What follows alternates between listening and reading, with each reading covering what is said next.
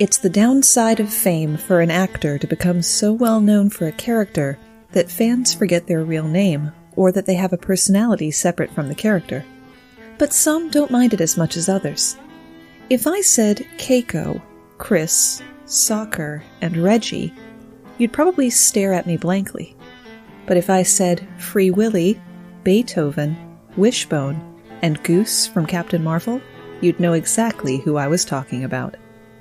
My name's Moxie, and this is your Brain on Facts.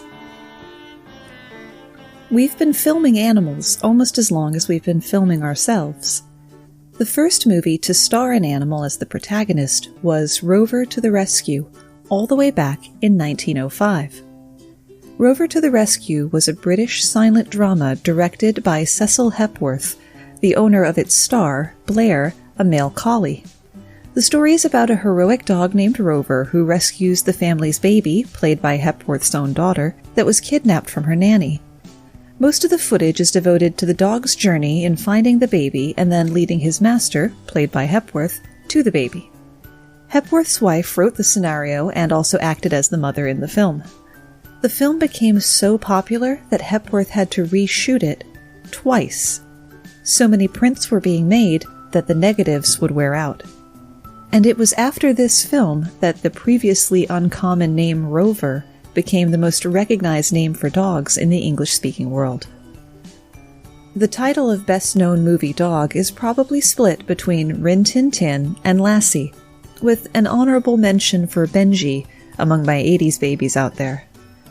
The first Rin Tin Tin was discovered during World War I in a bombed-out kennel in Lorraine, France, by U.S. Air Corporal Lee Duncan.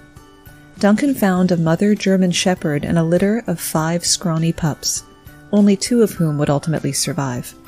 He named them Rin Tin Tin and Nanette, after little puppet toys that French children liked to give the GIs for luck. When the war ended, Duncan made special arrangements to take his puppies back home to Los Angeles, though Nanette sadly became ill and died after the trip.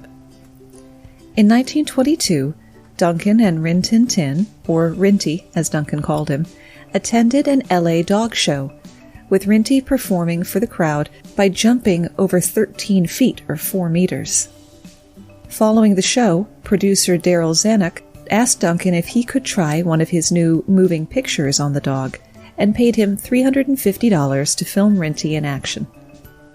Contacting every other studio in Hollywood with a Rin Tin Tin-based script, Where the North Begins, Duncan came across a Warner Brothers crew shooting a low-budget movie in which they were having difficulty with an exterior shot involving a wolf.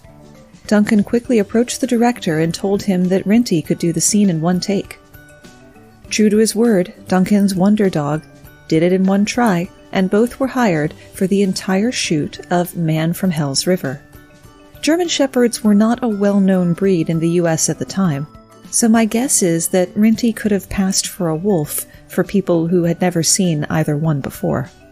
The film was a hit, and Rin Tin Tin an immediate sensation, making 26 pictures for Warner Brothers, while also starring in his own radio show, The Wonder Dog.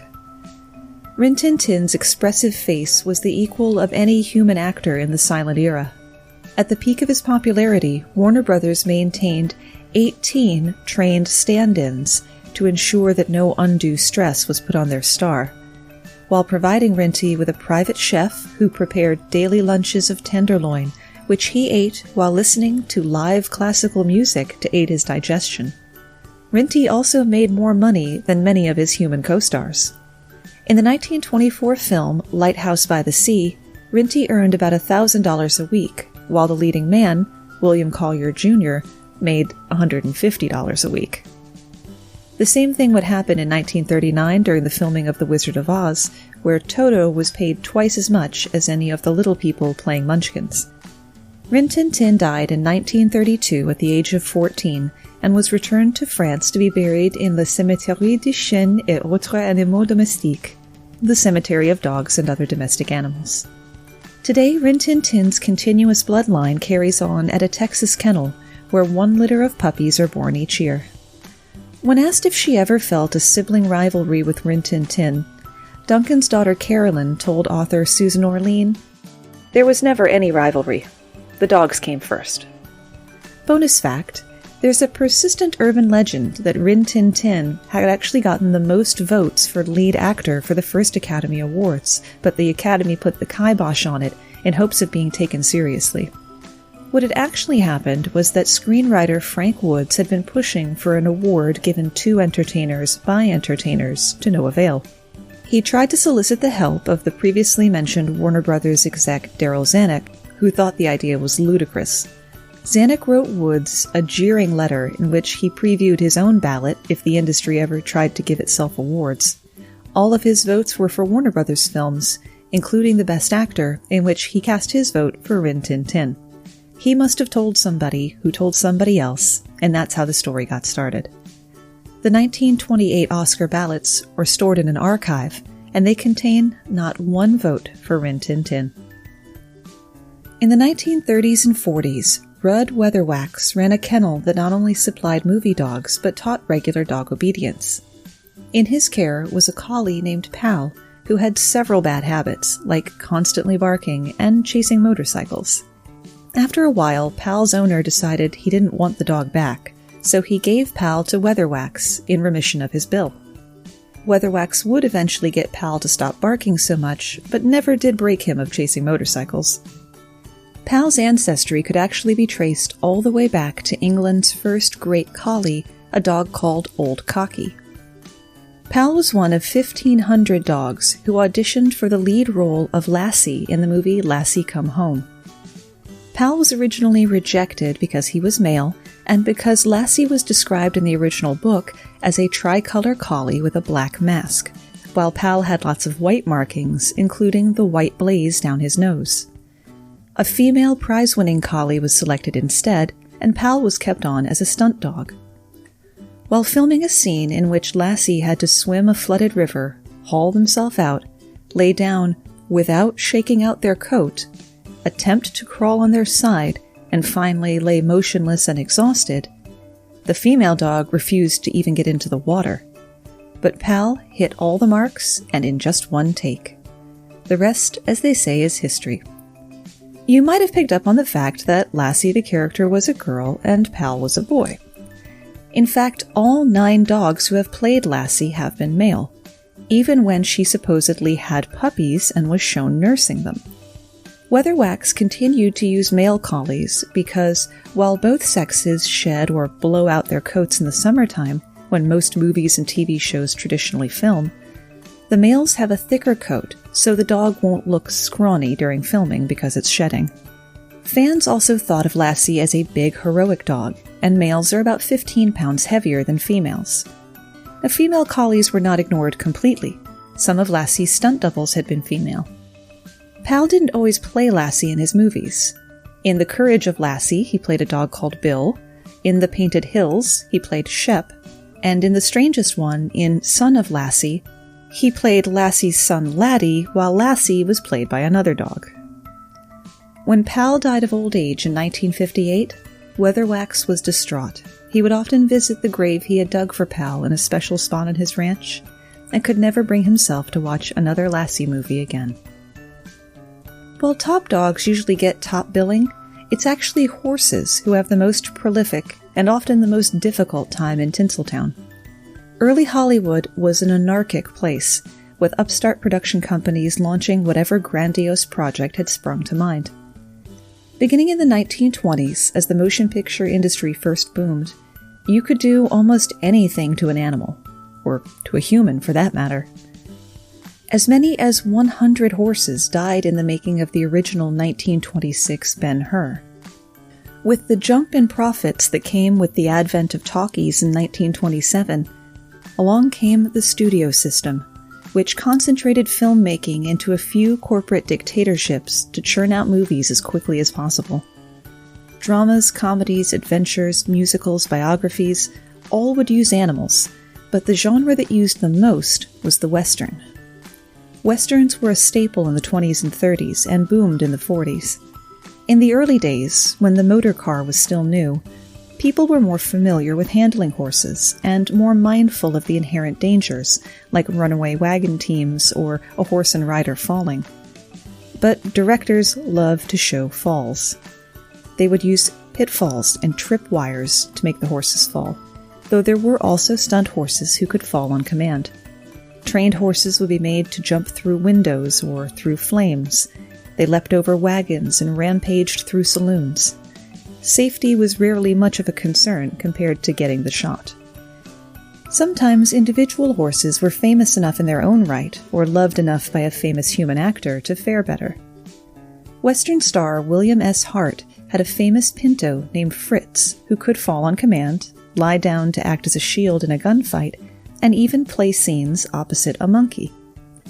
In the 1924 movie Singer Jim McGee, there was a scene in which Hart was supposed to ride Fritz off a cliff into a gorge. Hart didn't want to risk Fritz, or a stunt horse, so a fake Fritz was built. Hart was filmed galloping Fritz to the edge of the cliff, at which point, on cue, Fritz fell to one side. The cameras cut, and the fake Fritz, held up with wire, was brought in, and Hart climbed aboard. When the wires were cut, the two toppled into the gorge. Hart was badly shaken by the fall, but once edited, the footage of falling man and horse was highly realistic for its day. So much so that the Motion Picture Producer and Distributor Organization, aka the Hayes Office, called Hart in to explain why he had been so cruel to Fritz. More about the Hayes Office later. Thanks to all of my brainiacs who helped support the show this week by retweeting or sharing social media posts, including Deborah, Eric, Richard, Charles with the Hammer, Seneca the Wiser, Nelson, and fellow podcasters, Stories of Yore and Yours, and Lie Hard with a Vengeance, both of which I recommend. Lie Hard also left us a review on Apple Podcasts. This is a top-notch podcast. Despite dispelling your romantic concepts, Moxie's podcast is exceptionally well-produced, informative, and well worth your subscription. That makes 3 reviews in 3 weeks. Do you think we can keep the streak going? If you've always meant to leave a review but never got around to it, now would be a great time. If we can build some momentum, I wonder if we can get to 50 reviews by the end of the year. We're sitting at 30 now.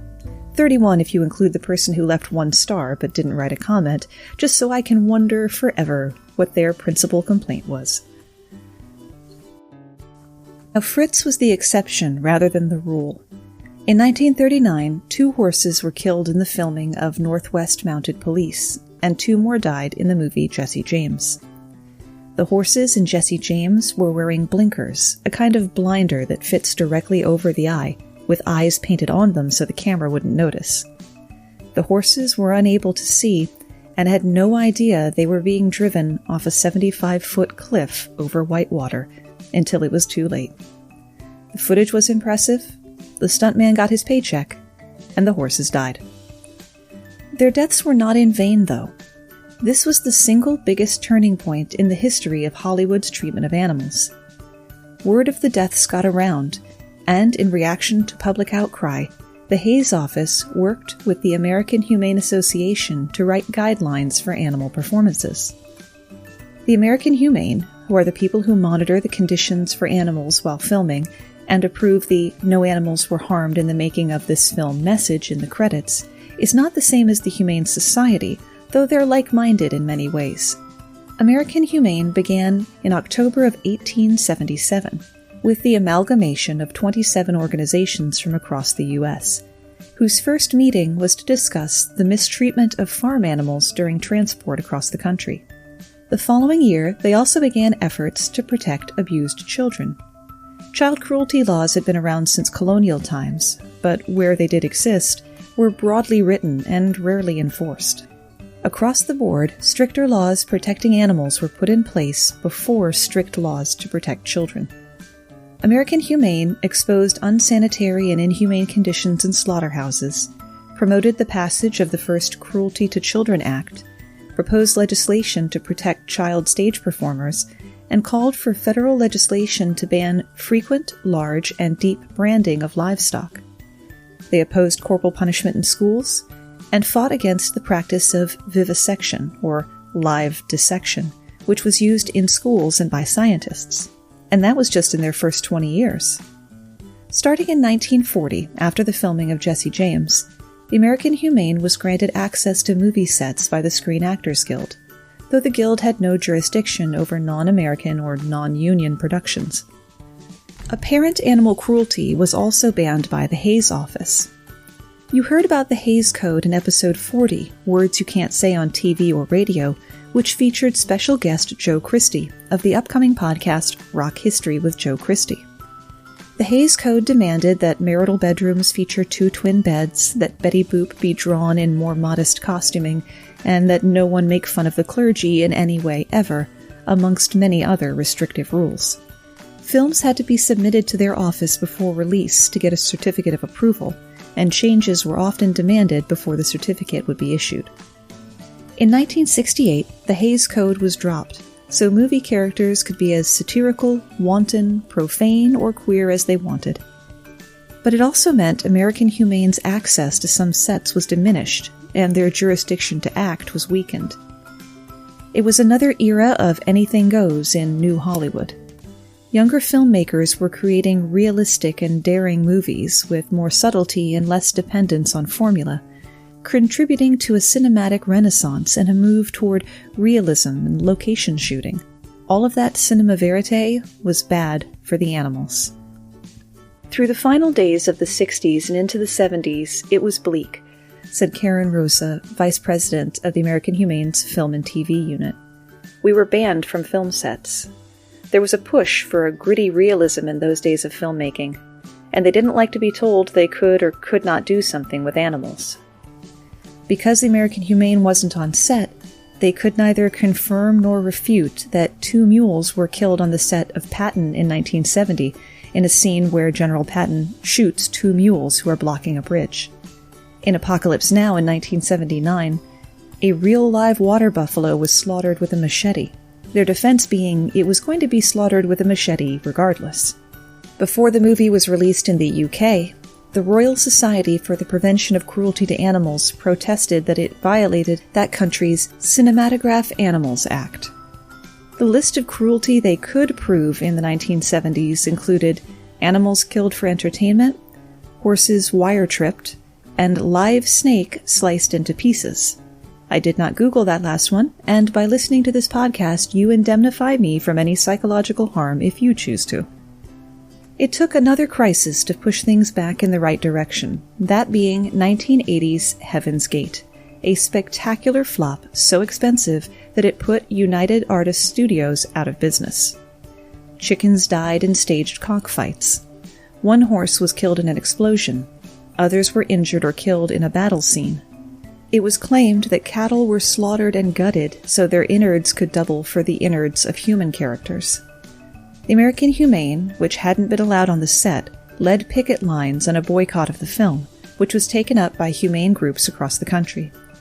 Unlike Apocalypse Now, there were no good reviews to distract people, and public anger once again led to sweeping change. American Humane monitors came back on set through a contract with the Screen Actors Guild and the Association of Motion Picture and Television Producers. The No Animals Were Harmed in the Making of This Film disclaimer came into being at the same time. It was first granted to a movie called The Doberman Gang, in which a man trains 6 dogs to rob a bank for him. In 1988, the American Humane published a set of guidelines for film and TV production. Since then, they say that the incidence of accident, illness, and death of animals on set have declined sharply, although there are still occasional violators, especially when filming takes place overseas. American Humane currently monitors 70% of known animal action in film and television, starting in pre-production by reviewing the script. They don't just safeguard cuddly mammals either. The American Humane even ensures decent treatment for insects and fish. Bonus fact, in the credits for The Silence of the Lambs is Ray Mendez, moth wrangler and stylist. There were not enough death's head hawk moths to be found, and no time in which to breed them, so Mendez took another species of moth and essentially dressed it in a little costume. He painted a death's head onto a fake press-on nail and used a special kind of glue to stick it to the moth's back in a way that wouldn't hurt it. That's the kind of interesting extra content you can get and share in our Facebook group at facebook.com/groups, plural, /Brainiac Breakroom. For something really special, head over to patreon.com/yourbrainonfacts for the pilot of Spot the Lie, where myself and 3 other podcast hosts try to figure out whose tantalizing tidbit of obscure knowledge is actually complete crap. It is a Patreon exclusive, but open to all levels, even the $2 a month level, which is less than 7 cents a day to help support the show. American Humane is not without its controversies, though. In the late 1980s, American Humane was accused by Bob Barker and United Activists for Animals' Rights of condoning animal cruelty on the set of Project X, the Matthew Broderick movie about chimps being taught to fly planes. Barker and company claimed that a cattle prod and a gun were being used on set, and that a chimp was rumored to have been beaten. American Humane responded by launching a $10 million libel, slander, and invasion of privacy suit against Barker, and put out ads that stated that the allegations were based on insufficient and misleading information. The suit was eventually settled by Barker's insurance company in American Humane's favor for $300,000. In 2001, the LA Times claimed the American Humane's film unit, quote, has been slow to criticize cases of animal mistreatment, yet quick to defend the big-budget studios it is supposed to police. In late 2013, The Hollywood Reporter ran a story that implicated American Humane in turning a blind eye to and underreporting incidents of animal abuse on television and movie sets. One conspicuous example was the 27 animals who died during the filming of The Hobbit: An Unexpected Journey, even though the movie did receive the "No Animals Were Harmed" message. The tiger from The Life of Pi nearly drowned, and 14 horses were injured during the filming of Prince Caspian, but they all got the seal too. Jumping back in time, and to cleanse the palate with a slightly more pleasant tone, in 1939, after the Jesse James debacle, American Humane created the Patsy Award to honor animal performers.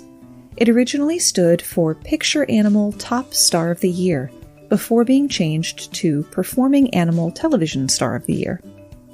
The very first recipient of a Patsy was Francis the Talking Mule in 1951 in a ceremony hosted by Ronald Reagan. The award later covered both film and television and was separated into 4 categories: canine, equine, wild, and special, which included livestock, like Arnold from Green Acres, who won twice. Arnold's trainer, Frank Inn, was the proud owner of over 40 Patsy Awards. Lassie got so many Patsy Awards that they put her in the Hall of Fame to take her out of the running each year. By the 1970s, the awards were being presented on television, with the animal recipients selected by the general public, who voted in ballots that appeared in Associated Press newspapers. The awards ended, though, in 1986 due to a lack of funding. That same year, the Genesis Awards were created by the Humane Society of the United States to honor individuals in the major news and entertainment media for producing outstanding works that raise awareness of animal issues. In 2011, the American Humane announced the creation of the Oscars, described as an unofficial animal-centric spin on the Oscars. They have categories like Best Young Animal Performer, Best Aquatic Performance, and Best Supporting Equine. Remember that second dark period for animal actors? It turns out the 1970s could be even more dangerous for people. Assuming you are dumb enough to invite dozens of lions into your house with no professional training and just kinda trust your luck. That was apparently the plan for filmmaker Noel Marshall and his wife, actress Tippi Hedren, yes, the one from The Birds, in creating their movie, Roar. The concept came to them when they were in Africa while Hedren filmed the movie Satan's Harvest. While out sightseeing, they found an abandoned house that had been taken over by a pride of lions. They decided to make a movie about lions that would be entertaining, but have a message of conservation, and they conscripted Marshall's 3 sons and Hedren's daughter, Melanie Griffith. They decided to raise some of the animals themselves. They acquired a number of big cats from zoos, pet shops, circuses, private owners, and animal control, especially for the making of the movie, their very first being a 3-month-old lion cub. They bought a ranch they named Shambhala after neighbors began to complain, and did their best to make it look like Africa. No one would invest in the project, which got more and more expensive as the cats started breeding, so they had to finance it themselves. The movie would feature over 150 animals, most of them big cats, including lions, tigers, even though they don't live in Africa, leopards, cheetahs, cougars, and jaguars. In ideal, or even correct conditions, you would have 2 handlers per large animal. They definitely did not have 300 handlers working on this movie. They employed 2 total. Marshall's concept for the movie was to allow the cats to do pretty much whatever they wanted and film it, keeping the script loose enough to work around them. That way he would get the most natural and truest expression of their personalities and behavior. According to his son John, as director, Marshall would often refuse to call cut, even when the actors, mostly family members, were in danger. He never wanted to lose a take. He also couldn't show any weakness in front of the animals. The movie took 11 years to get from script concept to distribution. The script was started around the end of 1969. Actual filming began in 1974, and it would take about 4 years to complete principal photography, a far cry from the 6 to 9 months they originally estimated. The movie was finally edited and released in 1981. This was Hedren's first major movie with her daughter Melanie Griffith. Griffith left the production for a while for fear of coming out of this with half a face. The role then went to a friend of hers, who the lions were accustomed to, and whose face Griffith was apparently not as worried about. The understudy filmed a number of scenes, then Griffith changed her mind, and they had to reshoot. She should have gone with her first instinct. One of the lions did try to take her face off, requiring her to have reconstructive surgery. We could be here all day recounting the injuries from this shoot. Cinematographer Jan de Bont was nearly scalped, requiring over 200 stitches to put his head back together, and this was his first major Hollywood movie. Assistant director Doran Copper was attacked and mauled by a lion during production. His throat was bitten open, his jaw was bitten, and one of the lions attempted to rip his ear off. He was also injured in the head, chest, and thigh. Hedren suffered a fractured leg when she was thrown from the back of an elephant, and multiple wounds from the cats. Marshall's son John required 56 stitches to repair his worst bite wound, and Marshall himself was wounded so many times that he was hospitalized with gangrene at one point. The only person who escaped filming completely unharmed was Kenyan-born actor Giallo Matobo, who had sworn off getting cozy with the animals from day one. In 1978, a flood from a dam breaking killed many of the lions in the film, washed away the set, and destroyed nearly everything: the house, the trees, their personal possessions, editing equipment, and the completed footage. Sheriff's deputies had to shoot 3 lions who escaped during the commotion, including Robbie, a unique black-maned Rhodesian lion and king lion of the picture. This set production back years, and the damage done amounted to over $4 million. Hedren sold her costume from the birds and all of her jewelry, and Marshall bankrupted his ad agency to get production started again. A year later, a brush fire hit the ranch. All of the animals were evacuated to safety, though Marshall was clawed by a cheetah while trying to protect it. When it was all over, Hedren said what they had done was incredibly stupid and should never be attempted again. They almost couldn't find a distributor because everyone they spoke to wanted a hefty chunk of the profits, but the family badly needed to recoup their losses. In the end, they couldn't release the film in the US anyway, due to multiple pending lawsuits from creditors. The film cost $17 million of their own money to make and only brought in $2 million internationally. It was also the death knell for Hedren and Marshall's marriage, as they divorced the following year. The other crazy thing about Roar was the marketing. The same cut of the film would be advertised as a horror comedy, and a ferocious family comedy. And that's where we run out of ideas, at least for today. There was a bright side to the whole Roar experience. Tippi Hedren kept the Shambhala Ranch and established the Roar Foundation to care for big cats who were seized by law enforcement, born in captivity, or surrendered by private owners.